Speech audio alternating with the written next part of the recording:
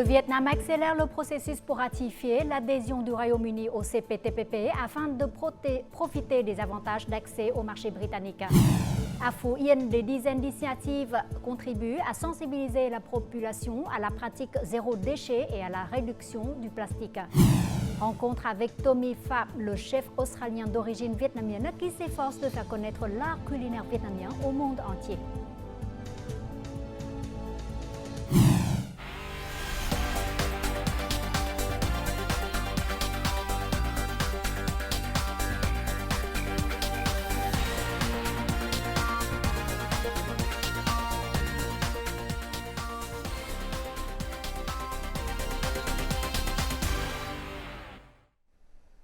Mesdames et messieurs, bonjour. Merci d'être avec nous dans cette nouvelle édition du Journal francophone. Les séances de questions-réponses dans le cadre de la 7e session de la 15e législature ont pris fin ce jeudi matin après 2 jours et demi de travail. Le vice-premier ministre Chen Hong-ha est monté au créneau pour clarifier les solutions aux questions d'actualité relatives à la gestion gouvernementale en matière de prévention et de goldenisation de l'économie. L'amélioration de la compétitivité du tourisme vietnamien, la garantie de l'approvisionnement en électricité ou le tri des déchets à la source. Pendant 2 jours et demi, les ministres ont répondu à des questions portant sur 4 groupes de sujets: ressources naturelles et environnement, industrie et commerce, audit, culture, sport et tourisme.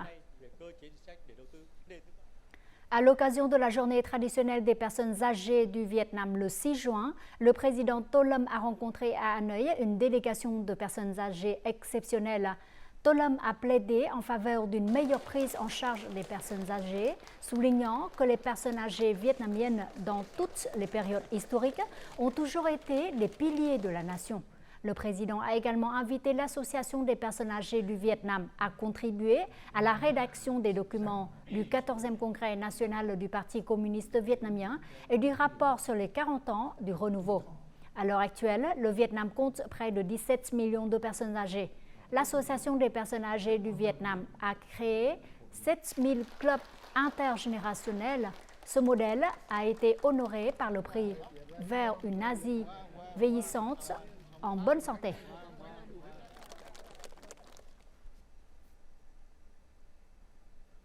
Le Premier ministre Phạm Minh Chính a reçu ce jeudi à Hanoï le PDG du groupe américain FedEx Express, Richard Smith.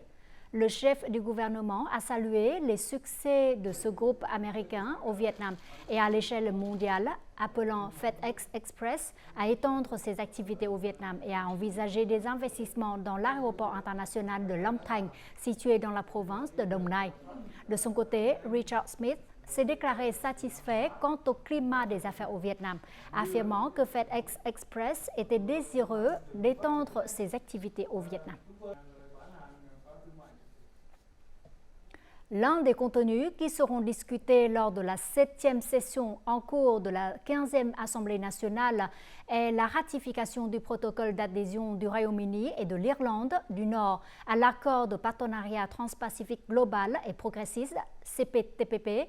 Selon les analystes, une ratification rapide de ce document par le Parlement vietnamien aidera les produits vietnamiens à tirer parti des avantages d'accès au marché britannique, contribuant ainsi à consolider et à renforcer les relations bilatérales en matière de commerce et d'investissement. Nous en saurons plus.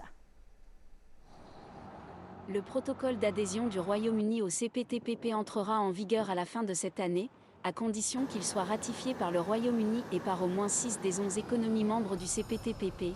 À ce jour, 3 pays ont finalisé la ratification de ce document, à savoir Singapour, le Japon et le Chili. Selon les experts, une ratification rapide par l'Assemblée nationale vietnamienne apportera de nombreux avantages à l'économie vietnamienne. Le fait que le Vietnam soit parmi les premiers pays à ratifier l'adhésion du Royaume-Uni au CPTPP confirmera la position du Vietnam dans cette organisation. Mais plus important encore, nous bénéficierons d'avantages commerciaux lorsque le Royaume-Uni ouvrira son marché aux biens, services et investissements des pays du CPTPP. Le Vietnam soutient l'adhésion du Royaume-Uni au CPTPP. Nous apprécions vraiment ce soutien, car il démontre non seulement de bonnes relations bilatérales, mais également le point de vue commun des deux pays vis-à-vis des problèmes régionaux et internationaux.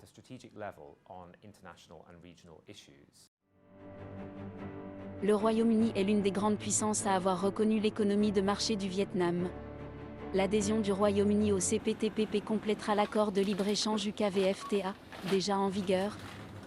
Une fois membre du CPTPP, le Royaume-Uni s'engage à éliminer 93,9% des lignes tarifaires pour les pays du CPTPP et 94,4% pour le Vietnam.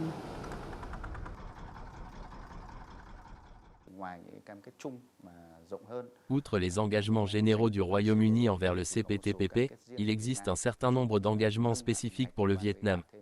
Par exemple, le Royaume-Uni s'engage à augmenter le contingent pour le riz vietnamien à 17 500 tonnes par an, et à supprimer le contingent tarifaire sur le thon et certains types de fruits de mer vietnamiens. Le CPTPP créera un cadre commercial plus large et plus complet entre le Royaume-Uni et le Vietnam.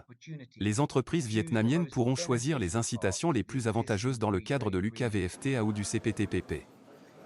En plus de l'UKVFTA, l'adhésion du Royaume-Uni au CPTPP pourrait permettre au commerce entre le Vietnam et le Royaume-Uni de doubler d'ici 2030.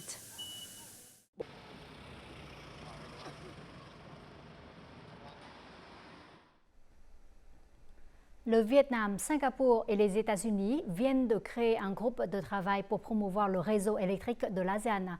Le groupe de travail est chargé de promouvoir les investissements dans les projets d'énergie renouvelable, ainsi que la recherche et le développement d'un système de câbles sous-marins pour faciliter le commerce transfrontalier de l'électricité dans la région. S'exprimant aujourd'hui lors de la première réunion du groupe de travail à Singapour, le ministre vietnamien de l'Industrie et du Commerce, Nguyễn Hồng Diên, a déclaré que le Vietnam attachait une grande importance au renforcement des connexions au réseau électrique de l'ASEAN. Ces derniers temps, de nombreuses marques vietnamiennes célèbres ont été préenregistrées à l'étranger par des entreprises et des concurrents étrangers, faute de prêter attention à la protection de la propriété intellectuelle.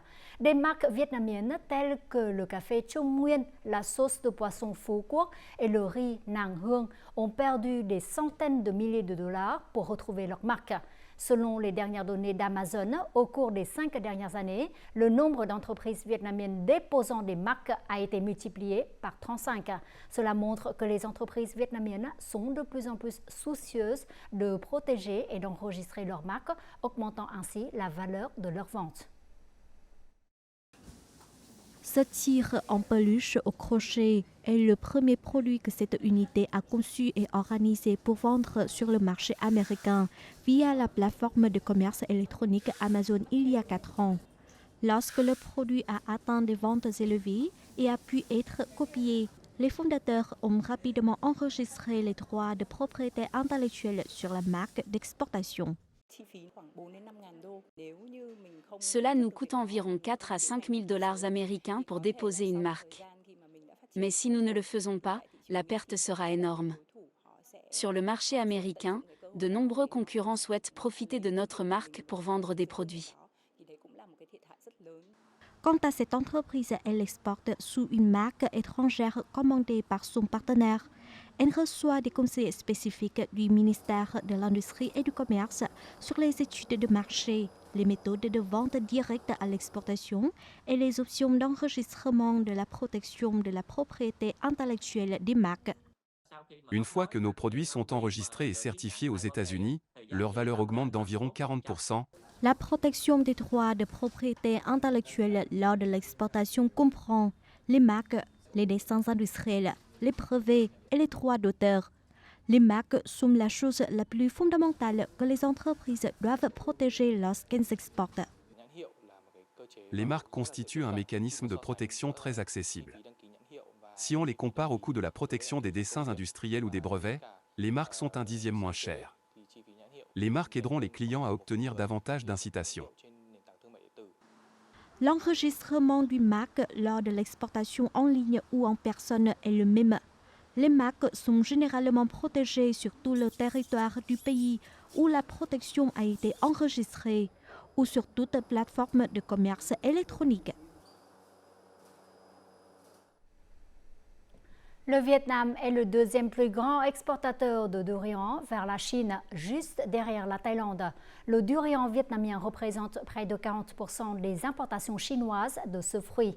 Au cours des 4 premiers mois de l'année, la Chine a importé près de 80 000 tonnes de durian vietnamien pour une valeur de près de 370 millions de dollars, soit une hausse de plus de 90% en volume et de plus de 80% en valeur par rapport à la même période de l'année dernière.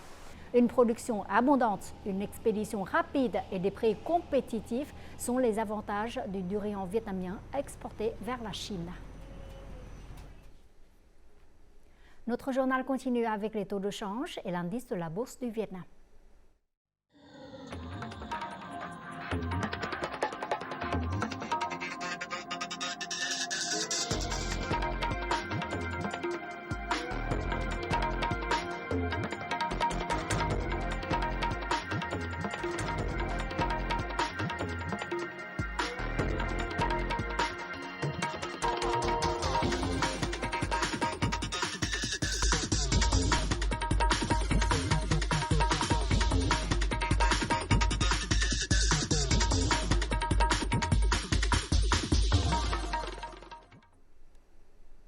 Ces dernières années, le district insulaire de Cô Tô, situé dans la province de Quảng Ninh, s'est fortement investi dans la protection environnementale en sensibilisant les populations et les touristes aux problèmes liés aux déchets plastiques. Afin de faire du tourisme un secteur économique clé, les autorités locales et les habitants s'efforcent de traiter les déchets plastiques et de trouver des solutions pour réduire la pollution environnementale sur l'île. Des bouteilles en plastique, des sacs en nylon et des algues inondent la plage de Hồng Vân après chaque mousson. Composée de plus de 60 petites îles et îlots, situés près de l'intersection de deux courants océaniques, le district insulaire de Cô Tô souffre souvent de ce type de pollution. Nous nettoyons la plage chaque semaine en ramassant les déchets plastiques qui s'y sont échoués. Nous nous réunissons tous les jours pour faire le ménage ensemble. En plus des déchets marins, l'île de Cô Tô doit traiter 12 à 15 tonnes de déchets ménagers chaque jour. Pendant la haute saison touristique, la quantité de déchets atteint 25 à 30 tonnes par jour. Depuis juillet 2020, l'île de Cô Tô a mis en service ce système d'incinérateur à pression négative. Avec une capacité de 650 kg par heure, le taux de déchets brûlés dans tout le district est d'environ 65%. L'île possède beaucoup de fruits de mer, ce qui est très difficile à gérer. Nous devons donc classer et collecter les produits qui peuvent être recyclés et les produits qui peuvent être utilisés comme souvenirs, notamment les coquilles d'escargot et les coquillages. Le problème le plus difficile est que les coûts de carburant et de la main-d'œuvre sur l'île sont 1,5 à 2 fois plus élevés que sur le continent. Les équipements de traitement des déchets sont rapidement endommagés en raison des effets du sel de la mer. Par conséquent, le tri des déchets à la source est une étape importante pour réduire les coûts de traitement et la surface de décharge. Le projet Sans déchets plastiques sur l'île de Cô Tô a sensibilisé les résidents et les touristes qui viennent à Cô Tô. Ils n'utiliseront pas de sacs en plastique difficiles à décomposer ni d'articles en plastique jetables sur l'île. À l'avenir, nous nous concentrerons sur le tri des déchets à la source. En 2023, certains animaux rares tels que les tortues de mer, les dauphins et les baleines sont revenus sur l'île de Cô Tô après de nombreuses années d'absence. L'environnement marin est régénéré, contribuant au développement de l'île vers une écologie plus saine. Depuis 4 ans, la province de Phú Yên a mis en œuvre un programme de réduction des déchets plastiques grâce à des pratiques zéro déchet avec le soutien d'organisations de protection de l'environnement. Et jusqu'à présent, des dizaines d'initiatives de réduction du plastique ont vu le jour dans cette localité. Ces initiatives contribuent non seulement à sensibiliser la population, mais constituent également une prémisse pour Phú Yên de mettre en œuvre le tri des déchets dans les ménages à compter du 1er janvier 2025. Au lieu de fournir aux clients du shampoing ou du gel douche, cet hôtel les stocke dans des bouteilles en céramique et en verre. Les objets personnels comme les peignes et les brosses à dents en plastique sont remplacés par des produits respectueux de l'environnement.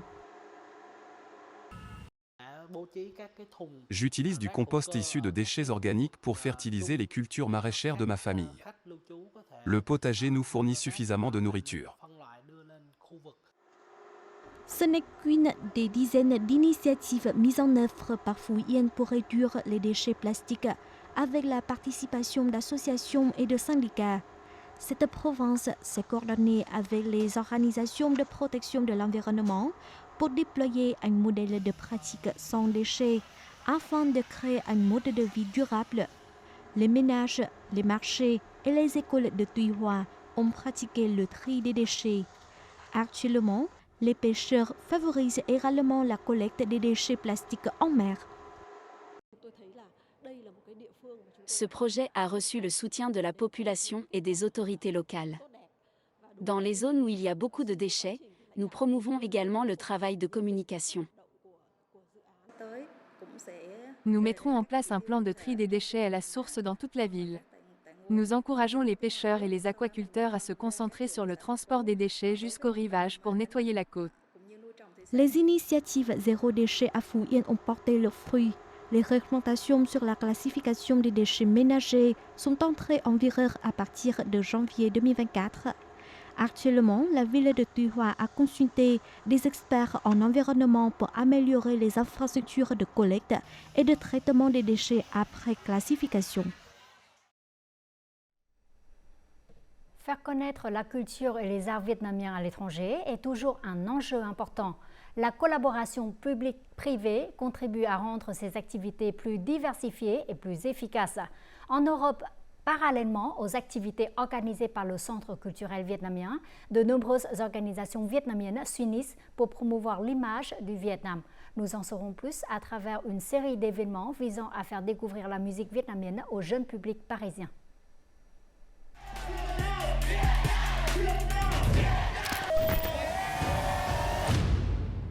Ce concert fait partie de la série d'événements Hanoi Cypher 24 organisée à Paris, Londres et Berlin pour accueillir l'arrivée de l'été. Les organisateurs sont des hommes d'affaires vietnamiens travaillant dans de nombreux domaines, mais partageant le désir commun de présenter les activités culturelles et artistiques vietnamiennes en Europe. Nous sommes contents d'apporter quelque chose à la communauté vietnamienne de France. Pour organiser ces concerts, nous recevons le soutien d'amis internationaux. Je pense qu'avec une organisation sérieuse et professionnelle, les spectateurs viendront nombreux. Le concert à Paris a eu lieu au Palais de Tokyo, un célèbre centre culturel de Paris. C'était également la première fois qu'une activité musicale vietnamienne y était organisée. Hanoi Cypher 24, mettant en lumière la musique rap vietnamienne, a attiré plus de 700 spectateurs vietnamiens et français. Ce n'est pas facile d'organiser cette série d'événements à l'étranger. Cependant, les organisateurs sont poussés par le désir de voir la culture vietnamienne se diffuser en Europe. Il y a beaucoup de moments difficiles. Mais nous nous encourageons à essayer de faire quelque chose pour la communauté. J'espère qu'à l'avenir, nous pourrons organiser des programmes artistiques avec la participation d'artistes vietnamiens et occidentaux, sans distinction de nationalité. Après cette série d'événements, un autre projet est envisagé pour que la culture et la musique vietnamienne soient de plus en plus connues en Europe à travers diverses activités de performance artistique.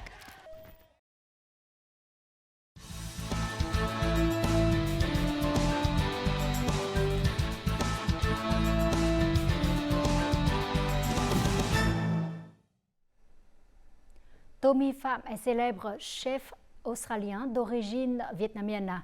Il a 2 fois participé au concours MasterChef australien. et vient d'être nommé par l'ambassade australienne au Vietnam comme ambassadeur du festival Taste of Australia, le goût australien 2024. Ces plats sont une combinaison de cuisine vietnamienne et australienne. En tant qu'ambassadeur, il souhaite voyager à travers le Vietnam et réaliser des films pour découvrir les plats et les secrets culinaires de son pays natal.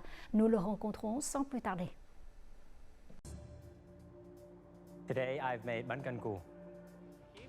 Ayant participé à 2 saisons consécutives du concours MasterChef australien, Tommy Pham a créé une agréable surprise pour les juges et les invités grâce à des plats typiquement vietnamiens. Le jeune chef d'origine vietnamienne a fait connaître au monde entier de nombreux plats vietnamiens comme le bún chả, le bún mắm ou la soupe de nouilles au crabe. Né à Sydney en Australie, Tommy Pham était un employé des technologies de l'information et enseignant en maternelle. Mais il s'est tourné vers les arts culinaires en raison d'un amour pour les plats vietnamiens transmis par sa mère. Tommy, combien de fois êtes-vous revenu au Vietnam? J'ai commencé à visiter le Vietnam quand j'étais enfant. Ces dernières années, je viens au Vietnam 3 à 4 fois par an. Lors de récents voyages, j'ai collaboré avec l'ambassade d'Australie au Vietnam pour mener la série de programmes Taste of Australia. Parlant de Tommy Pham, on pense immédiatement à un jeune homme passionné d'art culinaire, mais je sais que vous étiez ingénieur en informatique. Alors pourquoi avez-vous commencé ce voyage culinaire? C'était ma mère qui m'a donné le plus d'inspiration. Même si je suis né en Australie, ma mère a toujours cuisiné des plats vietnamiens pour moi. J'ai grandi en mangeant des plats vietnamiens qu'elle cuisinait, donc la nourriture vietnamienne me rappelle le pays natal. C'est pourquoi j'ai pensé à cuisiner des plats vietnamiens au concours MasterChef. Je suis très impressionnée par le fait que vous avez 2 fois participé à MasterChef Australie. Pourquoi avez-vous décidé de joindre cette compétition?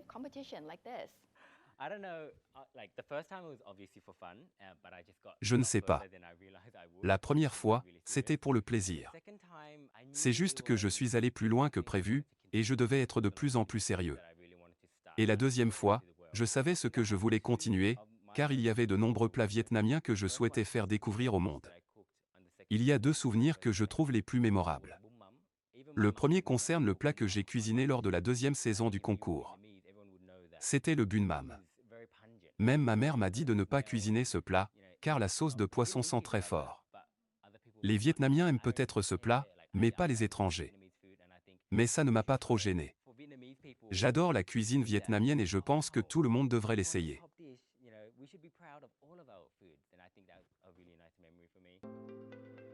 Après le concours MasterChef, Tommy Pham est progressivement devenu une passerelle culturelle entre le Vietnam et l'Australie, notamment dans le domaine culinaire. Il est un visage familier des événements reliant les arts culinaires vietnamo-australiens. En 2023, Tommy a publié le livre « Ma cuisine » qui fait découvrir 60 plats vietnamiens traditionnels et modernes. Il organise également des activités pour présenter au Wokmon les caractéristiques uniques de la cuisine vietnamienne. Pour lui, honorer les valeurs de la cuisine vietnamienne, c'est aussi une manière d'honorer son origine. Comment avez-vous choisi les plats pour votre livre intitulé « Ma cuisine » ? J'ai choisi principalement des plats que je cuisine au quotidien. Je cuisine pour moi et pour mes enfants, et je trouve que cuisiner pour les enfants est l'une des choses les plus difficiles à faire.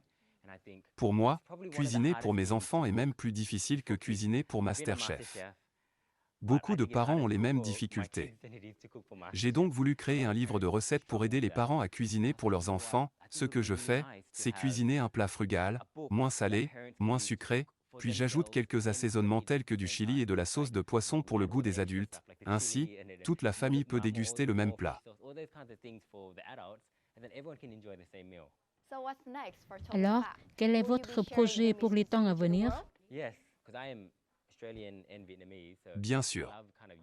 Je suis australien et vietnamien, j'aime donc profiter de cette connexion pour faire découvrir la cuisine vietnamienne aux Australiens, et vice-versa. Et je suis également ambassadeur du projet Koto. Nous aidons des adolescents en difficulté, leur fournissons de la nourriture et un logement, et les formons à des compétences professionnelles afin qu'ils puissent avoir un avenir meilleur. J'ai rejoint le projet avec pour mission de former les enfants aux compétences culinaires, de concevoir les menus et de guider les enfants dans la cuisine. Je suis très fier de ce travail. Je veux inspirer les enfants et les pousser à oser rêver avec des plats vietnamiens. J'ai participé à MasterChef et j'ai obtenu d'excellents résultats avec des plats vietnamiens. J'ai dit aux enfants d'être fiers de la cuisine vietnamienne et de ce qu'ils ont. Merci Tommy Pham de nous avoir accordé cet entretien. Découvrons tout de suite les prévisions météo.